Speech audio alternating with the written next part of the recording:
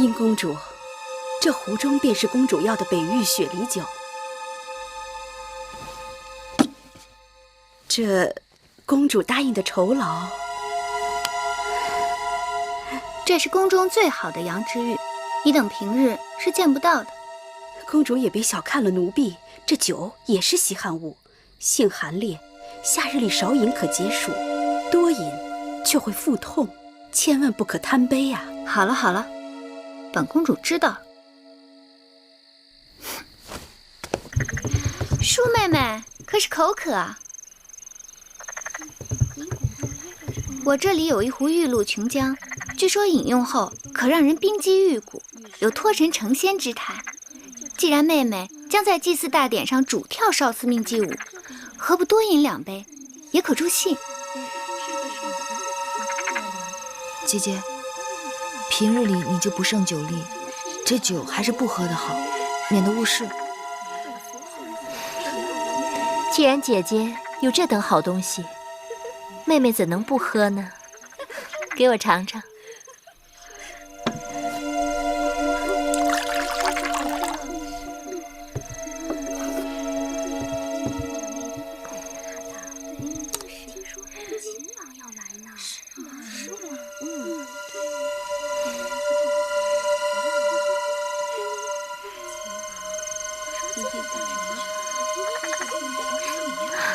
真是甘甜如蜜，清凉入骨啊！这么好的东西，你们可不能跟我抢啊！再来一杯。姐姐，少司命祭舞马上就要开始了，你等还不快去更衣？走吧，快可不是，时辰不早了，再不更衣来不及了。走吧。我们一起更衣吧。哎呀，怎么了？哎呀，舒妹妹，不知怎的，我这肚子有些绞痛。快坐下，姐姐，我给你揉揉。怎搞的？莫不是中了暑热，或者岔了气？不知道。哎呀，这疼一阵一阵的，怕是一时半刻好不了了。那怎么办啊？舒公主还要领跳少司命祭舞，身体不适，这可怎好啊？是啊，献舞少司命，万人瞩目，千万耽误不得。女士要早做打算啊。若是舒公主不能领跳，那只好临时更替啊。眼下能顶替舒公主的只有……女士说的有理，能顶替舒儿献舞的就是月公主了。啊，我不行，我不能跳。月儿，舒公主这话当真？私下里，月儿曾帮我许多次，她其实跳得比我还好。你真的和舒公主一起练过？我是练过，但我不行。月儿，我不能跳。舒妹妹此言不妥。祭祀少司命是何等大事，芈月从未接受过女师指点，草率献舞，亵渎神灵。献舞少司命，讲的是一个诚字。有些人心里不干净，即便献舞，少司命也不高兴。既然舒公主力荐，那就试一试。你现在就跳给我看，你若真的能跳，那就是少司命选中了你，你命里该有的逃不掉。今日由少司命判定的事最妥不过。女师，芈月向来忤逆，微后若知晓此事，定不会答应。这女师已经说了，此事由少司命判定，即便日后母后怪罪下来，舒儿自会分辨，女师不必多虑。月儿，月儿，皇爷在等你，别辜负了他。大王到！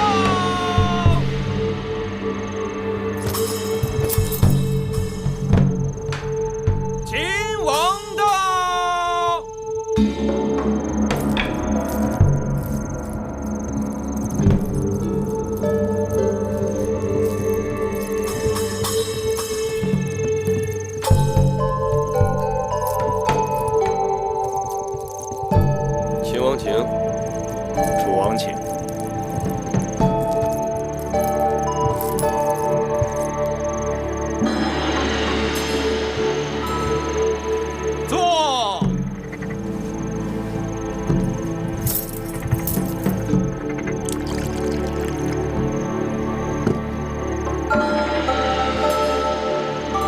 秦王，请。楚王请。韦后请。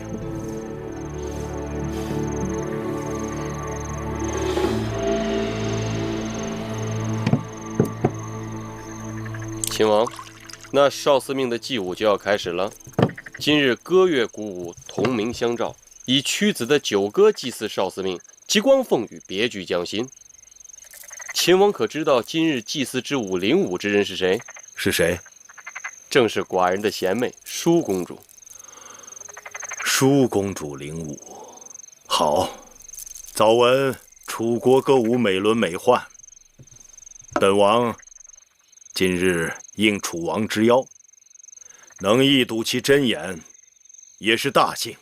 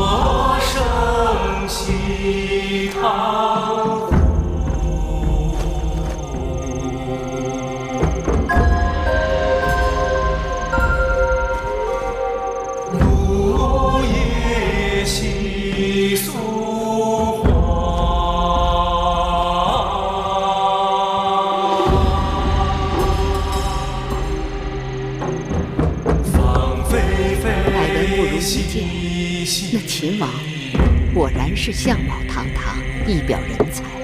韦后好眼力，舒公主未来的郎君一定是万里挑一的。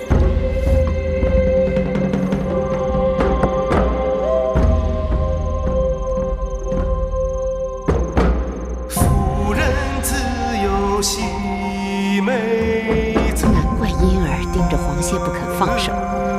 凭他那身负异禀、玉树临风的模样，我都想多望两眼。孙何以喜愁苦？像婴儿这样情窦初开的小女子，自然是把持不住。韦后说的是，在婢子看来，咱们楚国的少年才俊，一点不比那些诸国的王侯们差呢。难怪世人都说咱们大楚人杰地灵，世间人才大王揽尽。这恰恰显示了我们大楚国的胸怀。先王们征战纳降小国，那些亡国的王子王孙们到了楚国，哪个不是在这里好好享受着荣华富贵？满堂喜美人，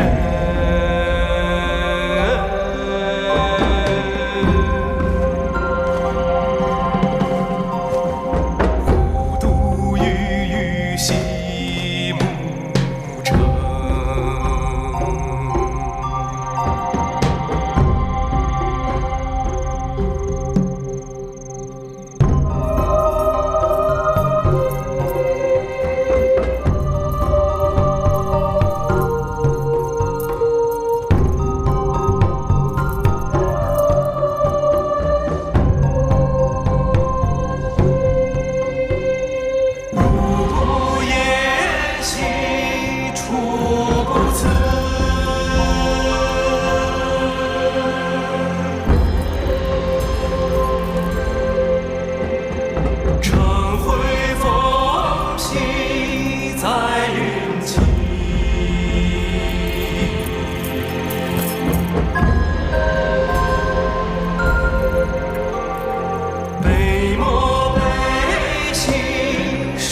舒儿，刚刚还在。这后宫姐妹真是人才济济。往日光闻舒公主武技卓越，今日才知这月公主真是更胜一筹。大王，您说呢？啊，是不错，的确跳得不错，婀娜多姿，宛若仙子。楚李子啊，先前不是说今日祭祀之物是舒公主的吗？或许舒公主身体不适，无论如何，总该是有缘由的。疏儿来兮，忽而逝。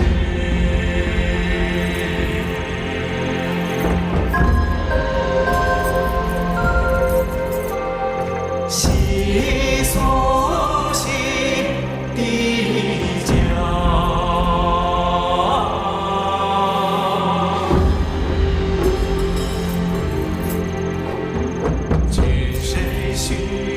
车厘子，你月这个丫头，平日里看起来男孩子似的豪爽，今日呢，恍惚换了一个人。寡女约可有，臣弟刚才见她在台上与皇歇眉目传情，真是姻缘天赐，一双璧人。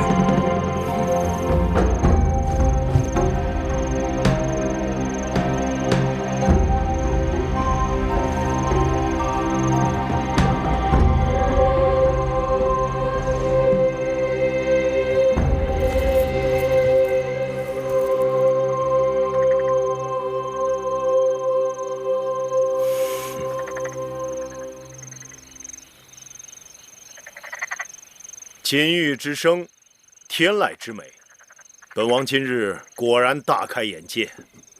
今日是舒公主与秦王的定亲之日，载歌载舞，正应了大吉大利之兆。请。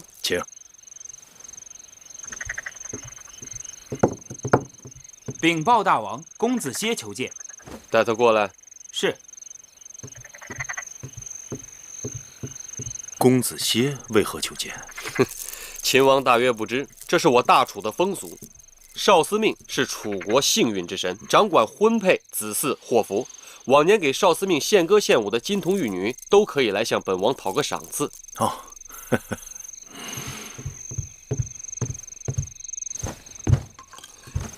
皇歇拜见大王。皇歇，今日祭祀大典，你等轻歌妙舞，令少司命欢颜。寡人要好好的赏赐于你，说吧，想要什么？大吉之日，子歇不求荣华富贵，只是心里有一个愿望，不知当说不当说。但说无妨。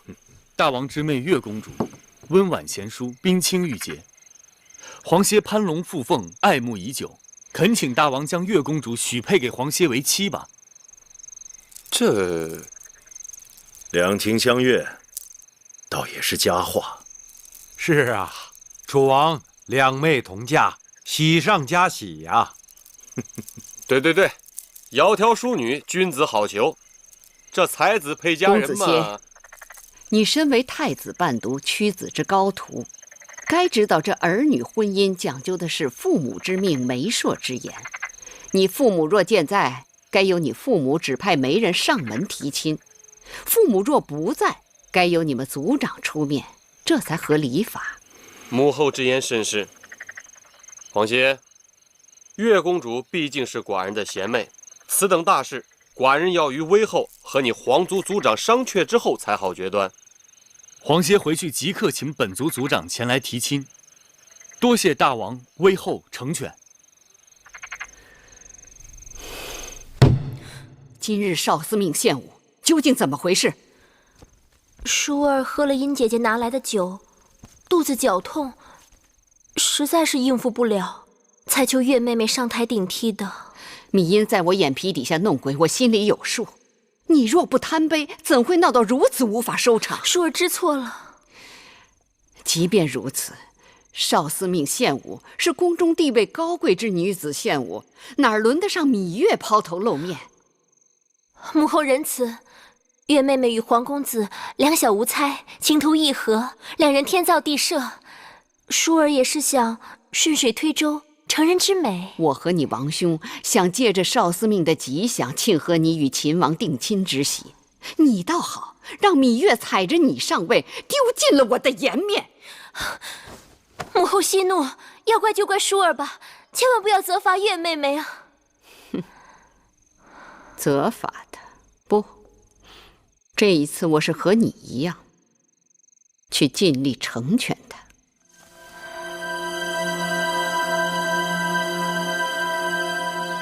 寡人看母后今日的精气神儿比往常好些。舒儿的婚事虽然周折，但也总算定下了。淑妹的婚事定了，寡人也轻松了许多。照寡人看来，既然不能与五国交好，与秦国联姻是最好的选择。两个大国强上加强，这也省去了与那些个小国打交道的繁琐和啰嗦。虽说舒儿出嫁要到来年春天，但嫁妆也要开始慢慢筹划起来，免得到时候慌手慌脚的。母后说的是，寡人已经命内在整理方府内库，列出清单，被母后挑选。方府是宫中藏宝库，固然重要，但我想也得让平府准备个书目。这平府是宫中的藏书库，不知母后想要多少藏书给淑儿陪嫁呢？当然是越多越好。秦国荒蛮，淑儿远嫁秦国，有几卷书陪伴，也不至于太无聊。好，那母后放心，寡人尽力去办就是。母后也真是想得开，自己的宝贝女儿偷偷与别人相好了，这口气说咽就咽下了。寡人已经答应了秦王的婚事，母后即便心里不愿意也是无法了。或许寡人把淑妹的嫁妆筹划得更加丰厚些，母后能开心。母后打算给米叔什么陪嫁？珠宝玉器、藏书、整套的器乐，还有妓人和幽人。整套乐器？那是大套还是小套？若是大套，那就包括64件青铜编钟，24件青玉编磬，加上大鼓、小鼓、琴瑟、鱼箫、巫都、箜篌等，那就得200-300件。还有那奏乐、歌舞的妓人、幽人，那也得好几百人。这也太过分了吧？这怎么能说过分呢？淑儿是母后的心头肉，多些陪送是应当的。我楚国又不是拿不出来。永香丽那里统计出要陪送多少人了吗？景昭两家各出一名族女为应妾，每个人最少有10多个侍从侍女。至于淑儿的陪嫁陪官，加上女官及家眷，还有奴仆600人，兵丁1000人，侍女600人，内侍300人，再加上奴隶3000人，还有那妓人和幽人，这样算下来，总数怕是过6000人了。亏得余志有限，否则母后还不得把楚国1半的人口都送过去？寡人只有这么一个王妹，楚国也只有这么一个嫡公主，自然排场要大一些。还有4000个送嫁的兵丁，把淑妹送到了边境就回来。这么算起来，那得1万多人。送亲的场面，再气派不过了吧？只是淑妹这一走，母后想再见她一面，怕是就难了。我看母后不仅想保淑公主亲生尊贵无比，还想保她的儿女生生世世用之不尽。哼！我看就你这张小嘴刁蛮。过来，看寡人怎么教训你。大命真坏！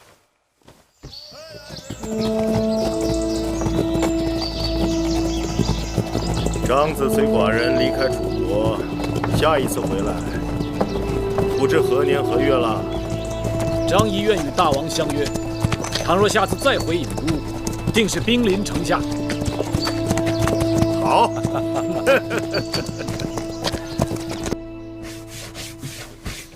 叶儿，姐姐，哎，你这个人啊，都回到自己房间了，能不能歇一会儿啊？自小忙碌惯了，你让我老闲着，弄得我手脚都不知道往哪儿放了。好歹你也是个公主，能不能学着使唤别人啊？从小到大没使唤过，还真不会呢。那将来你要嫁人了，要那些下人丫头干什么？谁说我要嫁人了？还嘴硬。前2日是哪位公子在祭祀少司命大典上向月妹妹求婚的？好啊，师姐姐，你舒公主、月公主，公子歇在殿外求见。果真灵验，说谁谁就到了，快让他进来。是。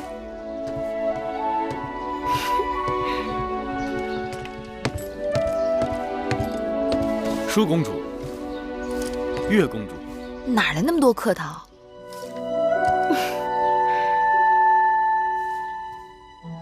近几日你好像清瘦了不少，又犯傻气。珍珠，快去烹茶。是。你来找我有何事？怎么一早就过来了？是威后召我来高堂台的。皇族族长已经向大王提了亲，大王也有了允婚的意思。我猜想威后定是叫我来说赐婚的事。真的？所以我马上来告诉你一声。这下可好了，以后有公子歇照顾妹妹，我这也放心了。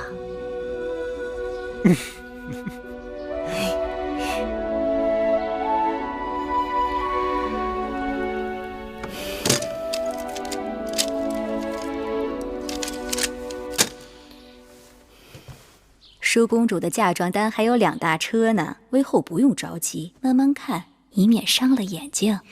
等再过几日，我把这些嫁妆单看完了，你拿给舒儿看看。如果他还有什么中意的，再一一添上。这段时间你也辛苦了，等舒儿出嫁后，你和我也好好歇息一下。奴婢未见之人，怎么敢说辛苦？微后，公子歇来了，让他进来。是。他来做什么？是我让他来的。我刚刚想好了一盘棋，下好了可以一发双冠。皇歇拜见威后。免礼。皇歇，你长大成人了，你可知道你还在孩童时，我就在你们族长的怀抱里见过你。那时我看你古貌淑清，我就断定你将来必有相陀之才。威后过誉了。如今你的文才武略已经快赶上你的师父屈原屈夫子了，可见我看人一向很准。春秋时，鲁国的叔公武公也说过，子贡贤于孔子，而子贡说，若是拿宫墙来做比喻，我的宫墙只有尖头一般高，别人过来都可以看到里面的一切，而孔夫子的宫墙有数仞之高，若不得其门而入，便看不到里面宏伟的宗庙和华美的宫殿。子歇与屈夫子正合此喻。年轻人难得如此不矜不罚。皇歇，你可知我今日让你来是为何事？子歇猜测，不应仅仅是家常闲话。是家常，但不是闲话。君子正心修身，还要齐家治国平天下。公子歇乃是楚国栋梁之才，如今也到了成家的年纪。子歇已为此事焦虑数日。那日祭祀大典，子歇已向大王提及亲事，望大王和威后开洪天之恩，成全子歇。你何苦那么惶恐？你父母早亡，男大当婚，我和大王自会为你做主。谢威后。按理说，你向公主提亲，须行6礼，那纳采问名就算了，但纳吉一定要做的。子歇的父母早已过世，可求我皇族族长代为纳吉。我已经把他的生辰八字给了你们皇族族长。昨日皇族族长把大祭司问卜于庙的结果告诉了我。大祭司在神寺求问神灵，求问祖先。祖先说，你们这桩婚事应是吉兆。太祖明堂必有子歇。既然如此，那接下来就要纳征请亲了。这些事你也应该跟你们族长尽早商议才好。子歇回去马上就办。那你打算什么时候迎亲啊？如无大碍，越快越好。年轻人就是急脾气。新嫁娘和舒儿是从小一起长大的，私交甚好。我在想，可以让宫里把她的嫁妆和舒儿的一起办。舒儿出嫁前乱则乱，但不会耽误你迎娶。2桩婚事赶在一起，也让我热闹热闹。另外，我让大王赐你金华台，你可以在那里成亲。全凭威后安排。威后说了，让你和舒公主一同出嫁，还让大王把金华台赐给你我成亲呢。听起来样样都好，只是威后何时变得这样善心了？怕是大王已经允婚，干脆做个顺水人情罢了。少司命庇佑，希望这一切都是真的。当然是真的。哟，这不是皇公子吗？殷公主，听说大王已经给你赐婚了，月儿正要去给皇公子道喜呢。谢殷公主好意，成亲之时，我和月儿一定会请你去喝喜酒。公主的八字做了纳吉，你猜怎么着？看年柱，你们是天合地合，你们的八字二神相生，互为喜用，一桩大好姻缘呐！劳累姬伯了，子歇事后自有重谢。哎，一家人不说两家话。这6礼之后啊，我们就要考虑给公主纳征了。以礼试婚礼上对纳征是有规制的。虽说楚王不在乎咱们那点钱财，但那上好的玉璧、虎皮、鹿皮那是一定要有的啊。那是。还有锦帛，20匹够了吧？就20匹。接下来我们还要赶紧的禀于有司，告于乡老，好好操办这件事。不对，这八字不对，姬伯，公主的生辰八字有误。怎么会？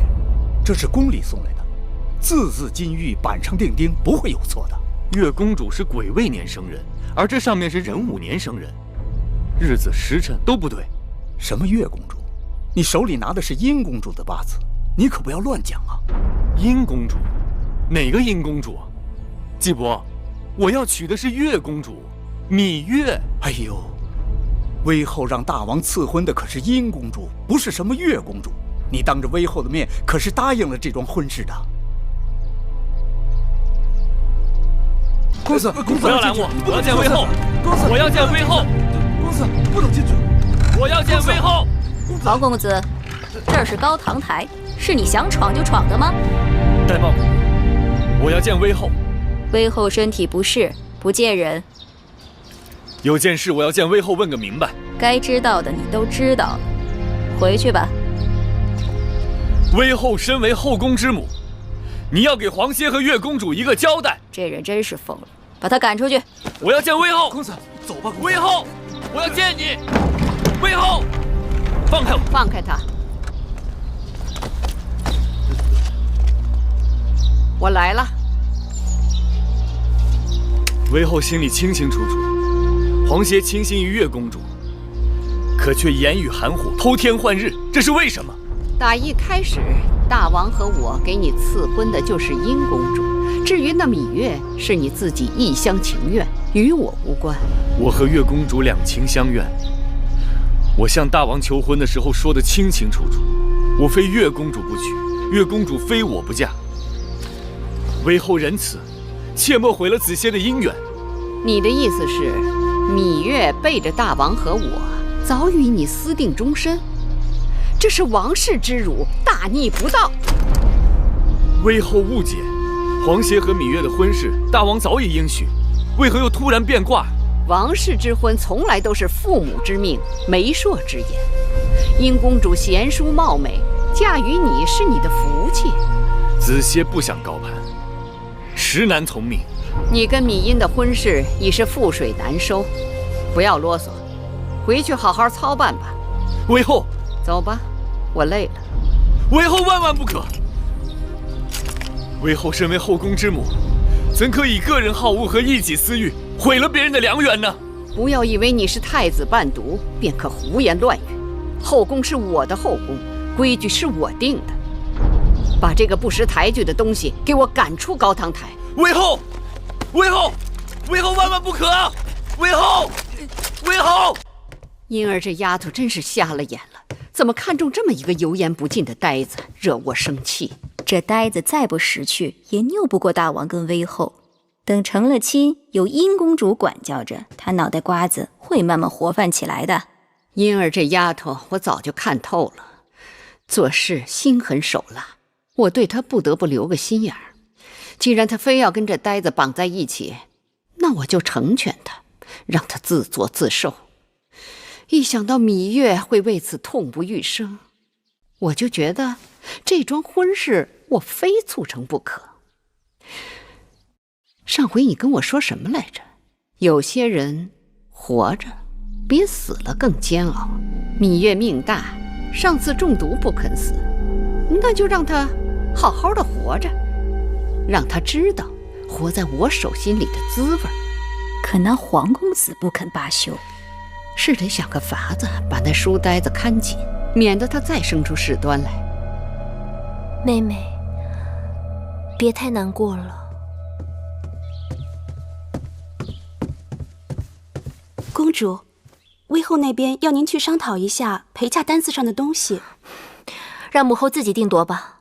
那些珠宝玉器的单子，魏后已经勾画好了，但平府的那些书籍……我知道了，你下去吧。可是魏后……母后再催你，你就说出嫁秦国，淑公主嫁妆一样不要。是。姐姐，你这又是何苦？公子歇与你落到这样的结果，母后难就其责。魏后不会放过我的，这在我的意料之中。若是这样，公子歇的婚事落空，我出嫁秦国，谁还能顾你周全？我已经想不到那么远了。大王赐婚芈嫣，公子歇会改变主意吗？不会，这正是我担心的。他若拒绝赐婚，罪名就是违抗君命，大王会对他治罪的。公子歇娶你不成，抗命不成，那你们该如何是好啊？无路可走。都怪姐姐，那日祭祀少司命献舞，姐姐半真半假的肚子疼，就是为了让你有机会和黄公子珠联璧合，谁料却弄巧成拙，反而让母后更加记恨于你。眼下还有什么办法是姐姐能帮你的？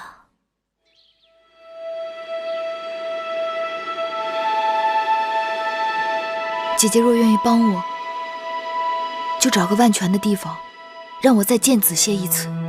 好，姐姐来想办法。多谢姐姐。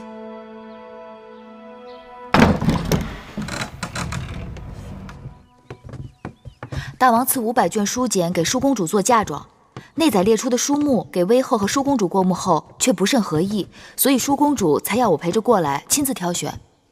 月公主说的是，根据楚国之历来规矩，给公主做陪嫁的这些书简不能是孤本，只能是抄录本。不然的话，公主这一陪嫁过去，咱楚国不是少了一些典籍吗？只是我这平府里的书卷已经多年没有得到整理了，好多个书卷都只剩孤本，抄录的副本它就不够齐全。你说这临时要找这么多的抄录本，哪儿去找啊？为何无人整理啊？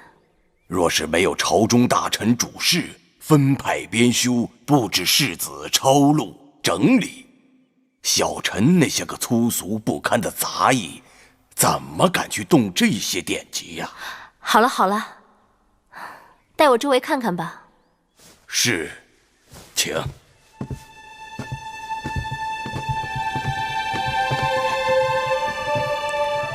快去吧。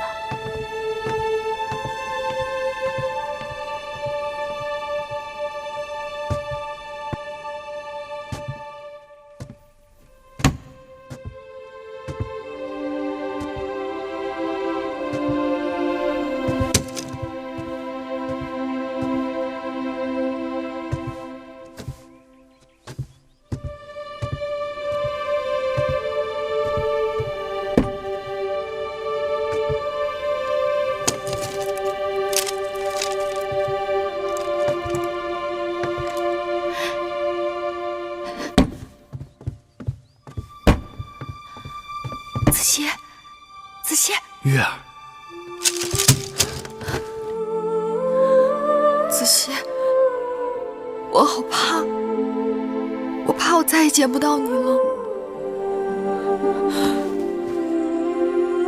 我也怕。在这宫里，魏后一手遮天，我真的怕她再伤害你。那我们该怎么办啊？顶多以死抗婚。你我均不为死，奈何以死拒之？鱼死网破，只怕正好合了有些人的心思。我想，魏后尽管赐婚，但她困不住你的手脚，你可以逃婚，可以跑。对呀，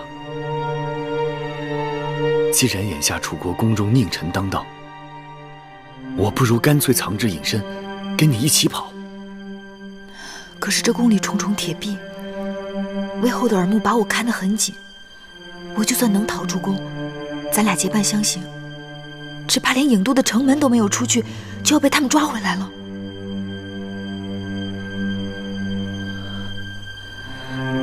可不会一点机会都没有吧？机会总会有的，让我想想。这几日，我都会以帮舒姐姐整理出嫁书籍为名到平府来，你我可以在这里碰头。好。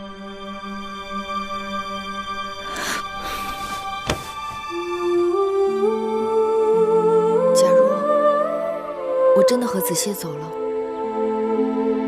你们怎么办啊？只要你们能走，不用顾及我们。可你们打算怎样走？姐姐，不用担心我，我也是男子汉了。只有分头走，才不会引人瞩目。只是还没有详尽的打算。这可行不通。你一个女儿家，路上何人照顾？出了意外怎么办？分头走，彼此如何联系？到哪儿聚头？更不要说你是个公主，魏后只手遮天，她可以用任何名目在楚国上下搜捕你，这样风险太大了。姑姑说的有道理，但事已至此，哪有不担风险的办法？最好是不要惊动魏后，能名正言顺地离开这儿。名正言顺？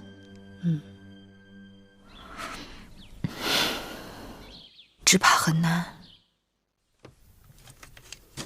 你们要抓紧时间誊写啊！是。哟，见过月公主。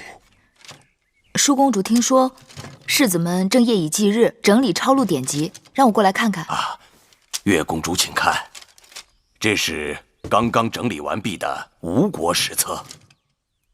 这些呢？哦，这是越国史册，正在整理抄写之中。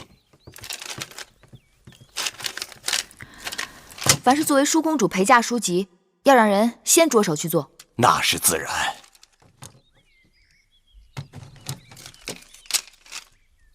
哎，这是什么？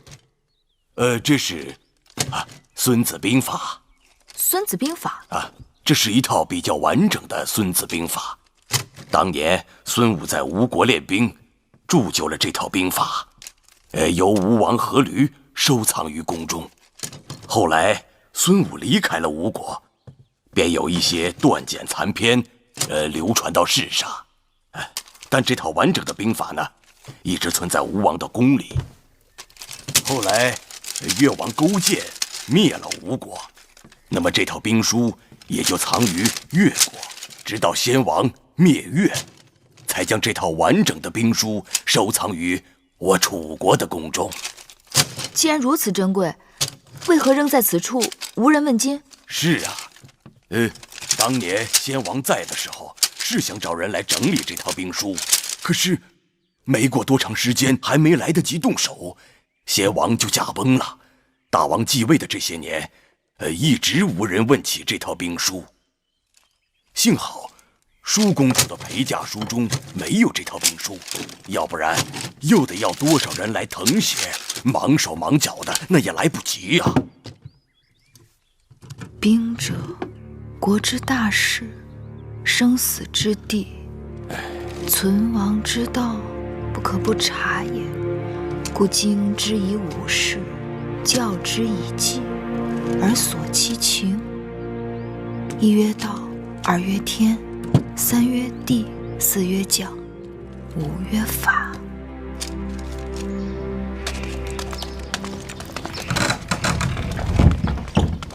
太子，敢问黄公子，这是要去哪儿啊？子杰正打算陪太子去平府查些典籍。大王有旨，公子歇与殷公主大婚在即，威后特赐金华台给公子成婚，所以请公子即刻进入金华台，以安心料理婚事，闲人不得入内打扰。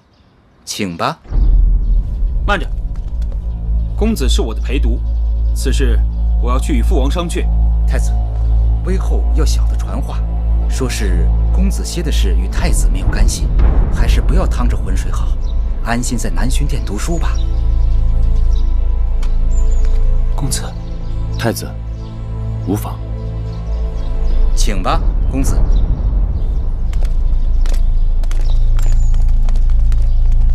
快去告诉芈月。是。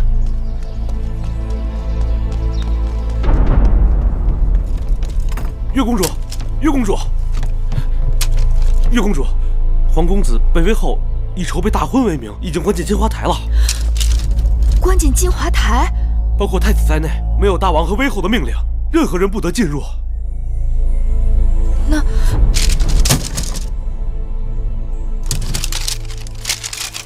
这竹简和编绳破旧成这个样子，姐姐却把它当宝贝一般。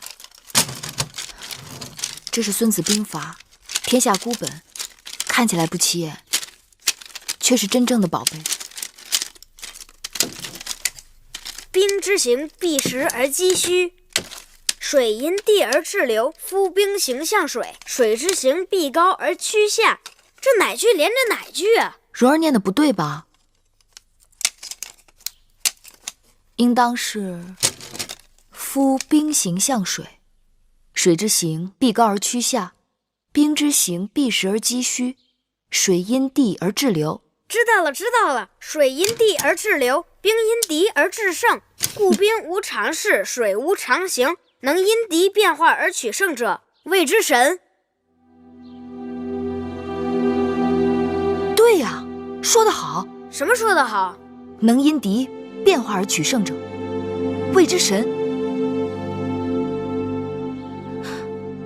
子歇被关进金华台，该是暂时性命无恙，但说明威后仍不肯对我们有一丝一毫的放松。这几日我一直在想“名正言顺”这4个字。舒姐姐曾提议要我做她的应试，陪嫁去秦国，我没有答应。现在想来，只要能离开楚国，那便是海阔天空了。对呀，不如先假意赞同，让舒公主去睡转魏后那边。魏后若肯放手，你就可以名正言顺地离开楚国，你和黄公子就有了逃脱的希望。只是这筹划要不要告诉舒公主？还是先瞒她一阵为好，少一个人知道，少一份风险。更何况万一事情败露，我和子歇是死活都豁出去了，但绝不能连累了舒姐姐。妹妹，你真的想好了？好妹妹，这下可好了，姐姐这7上8下的心也算是掉到井底。我知道你一直为你娘亲的身份所困扰，但是你想想，你我毕竟与他人不同，即便你跟我随应，我绝非会把你看成卑贱女子，你我依旧是好姐妹。将来你的儿女就是秦国的公子公主，血统尊贵，一生无忧。姐姐，此刻我就是想离开这儿。什么血统尊贵，一生无忧，我已经顾不上了。不管怎样，你想通了就好。我会去母后处向她挑明此事的。什么？你要芈月做你的陪嫁？你是真的糊涂懵懂，还是故意来惹恼我？母后既然愿意倾其后宫珍宝送淑儿出嫁，为何一提芈月二字就断然回绝？不要问那么多，不行，就是不行。芈月从小与淑儿一起长大，只有她最知道淑儿喜怒哀乐。秦国路途遥遥，若有芈月，也能减少淑儿的思乡之痛。正是因为我疼你，楚国的任何东西我都不会说个不字，但只有芈月，我不能撒手。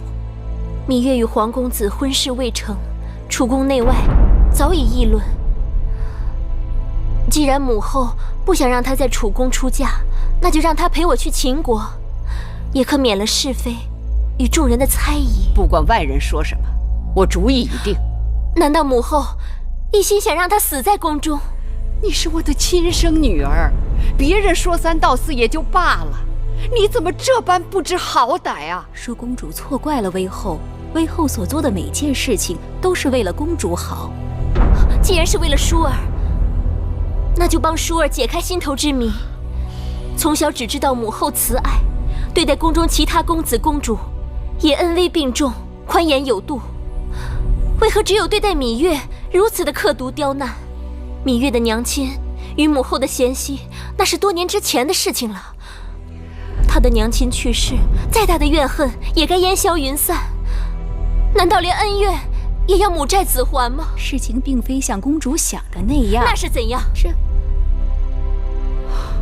好吧，既然你非要知道，那我就告诉你，我这么做是有缘由的。芈月尚未出生，执掌司天台的太史令堂妹就预言，芈月是8星出世，4府变，6甲乱，当主天下大变。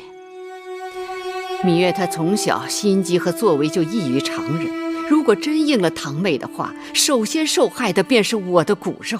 所以不管她在哪里，我的眼睛都大大的睁着盯着她，免得她兴妖作怪。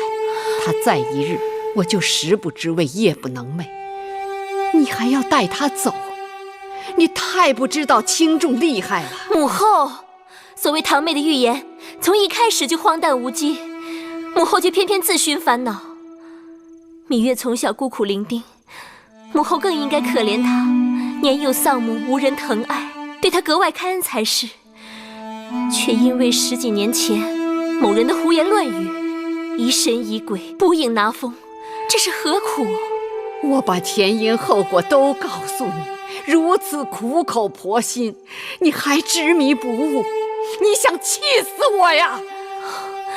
淑儿原本还猜疑玉儿到底犯下了多大的过错，听了母后一番话，却更觉得她无辜了。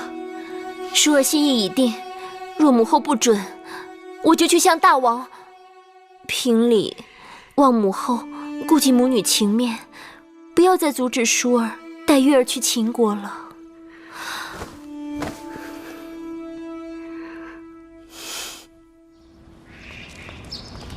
今日我陪舒公主去看嫁妆，那些珍珠宝贝差点把我的眼睛晃瞎了。你呀，真没见识。去年我在微后那儿伺候的时候，跟着玳瑁姑姑去过一趟方府。你知道方府吗？当然知道，那是宫里头专门藏宝贝的地方。我在那儿看到不少好东西呢。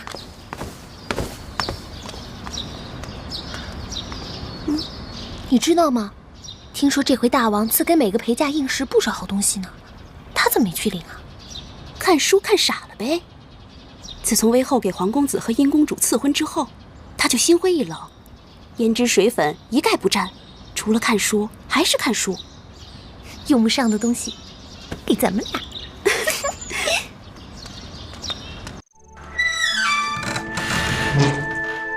月儿，姐姐来了。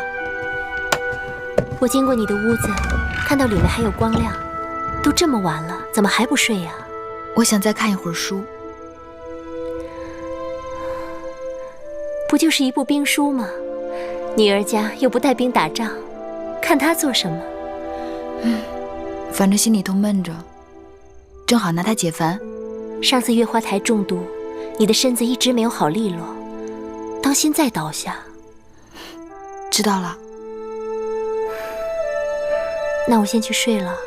好，你也早点歇息吧。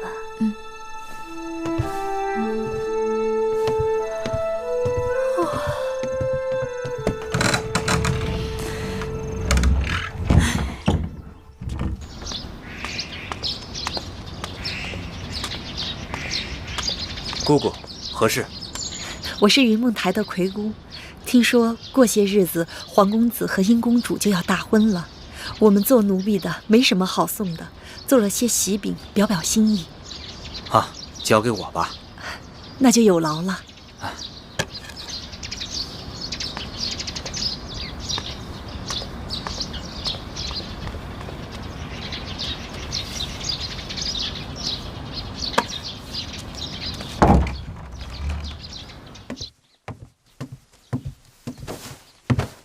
公子，这是云梦台的姑姑送来的喜饼，放着吧。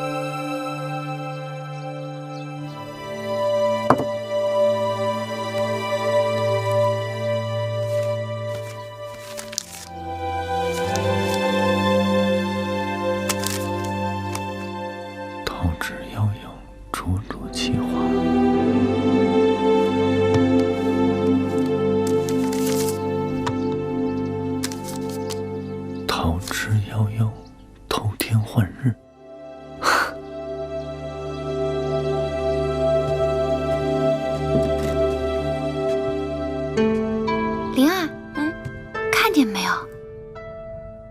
这是青玉，狄公主。狄公主有什么好呀？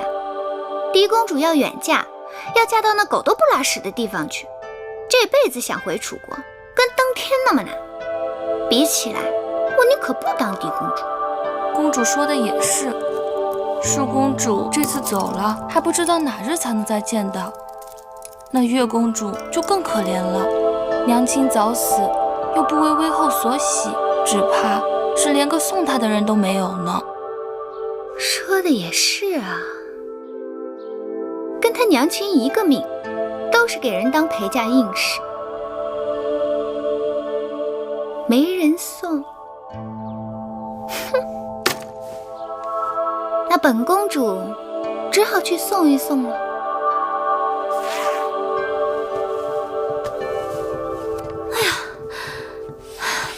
月儿，姐姐，哎呦，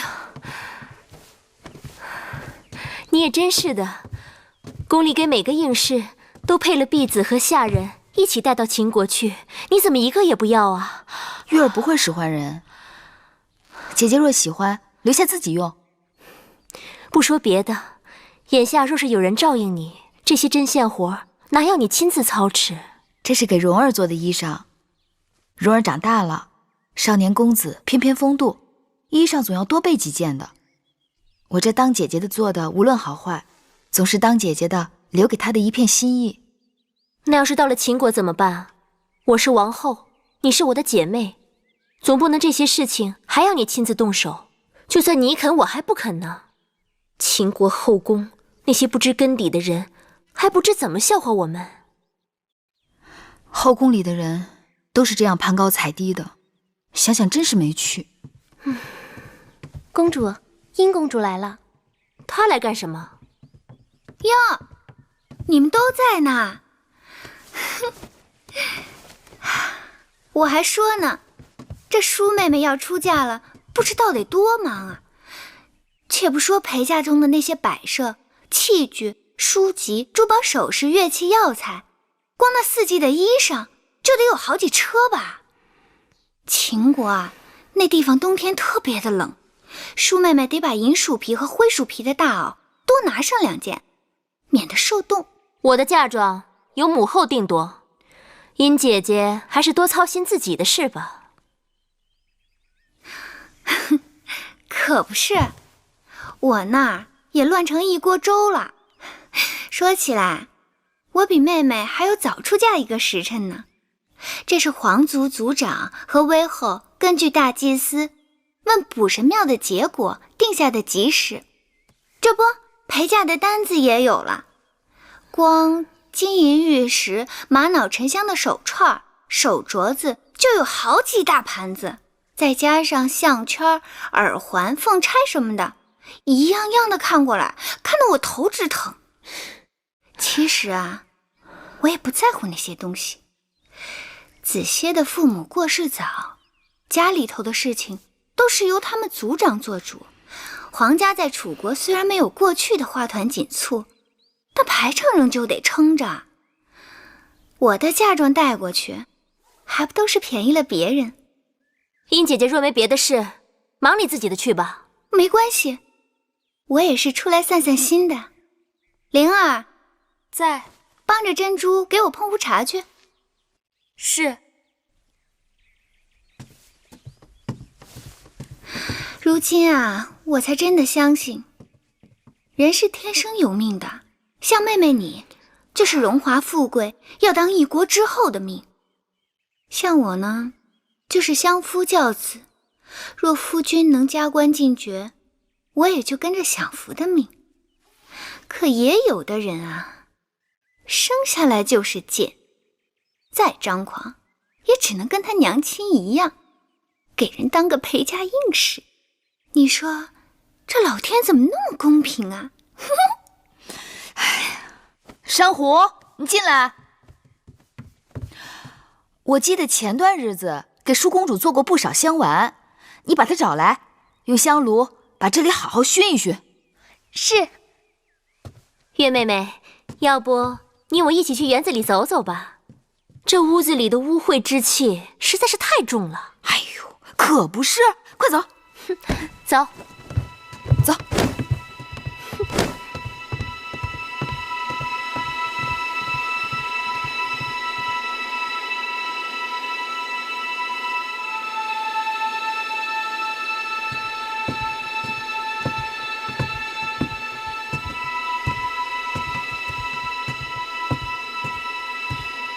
母后，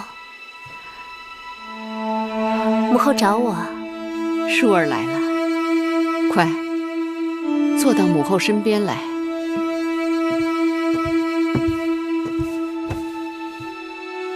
母后方才在想什么？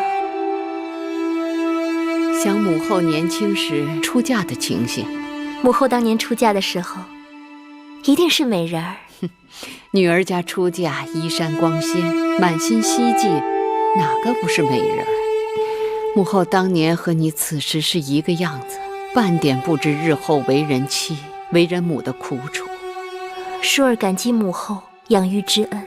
舒儿即将远嫁秦国，那里不似楚国，没有母后和大王为你遮风挡雨，万事都要靠你自己。有些话我不得不叮嘱你。这几日我特别派人去查了一下秦王后宫的情形，你知道吗？秦王之前娶的王后是魏国公主，随王后一起嫁入后宫的还有她的亲妹妹魏延和她的一个族妹。王后无子嗣，魏延把自己的儿子公子华托付给王后抚养。这位公子华现在在众人眼中已是准太子。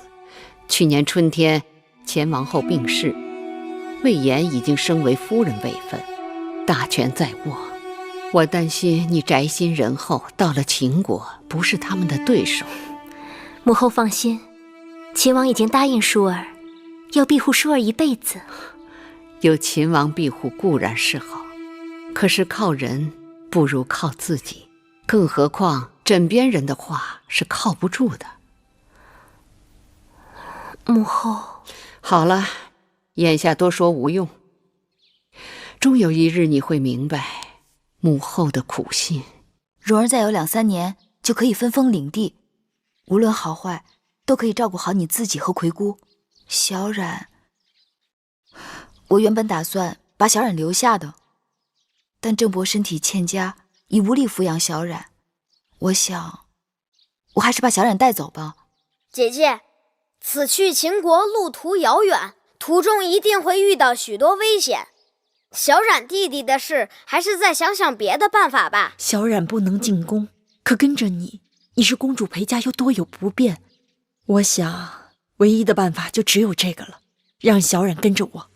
不可能，我们都知道，小冉不可能进宫的。但我可以出宫，小冉跟着我，我跟着你。裴家应氏都有随从侍女，我随你一同离开楚国，既可以一路照顾你，又可以照顾小冉。那蓉儿怎么办呢？姐姐，别再把我当小孩子。魁姑这法子我赞成。我眼下虽不能为你和弟弟争一块天地，但绝不要你和魁姑再为我操心。再说云梦台里还有其他姑姑，不怕没人照应。蓉儿的确长大了，懂事了。只是魁姑为我们姐弟已经辛苦了半辈子。我原本打算让魁姑跟着你去养老的，若是跟了我，难免前景险恶，凶吉难卜。不用多说了，跟你走，无论是吃苦还是享福，姑姑都情愿。玳瑁，你跟随我这么多年，忠心耿耿，我和你的情分早已超越了主仆，所以我心里有个打算，一直不忍跟你说。微后要是这么想，就把婢子当外人了。淑儿要出嫁，我心里总是不大放心。她过于天真，心性纯良，要远嫁那虎狼之妻，我担心她不是那些后宫之人的对手。微后是打算找个心腹跟着舒公主去秦国，好助她一臂之力。正是。微后既有此意，玳瑁在所不辞。你真的愿意去？玳瑁从小入宫跟随微后，家人受尽微后恩典与责，婢子的性命都是微后的。只要微后肯放心，婢子一定竭尽全力保舒公主在秦宫平安。有你同去，我在楚宫也能睡几日安稳觉了。其实让你去，我是一举两得。我已经对那贱人做了安排，万一他没死在路上，到了秦国，说不定哪日他会成为舒儿的克星，到那时就要靠你见机行事了。婢子明白。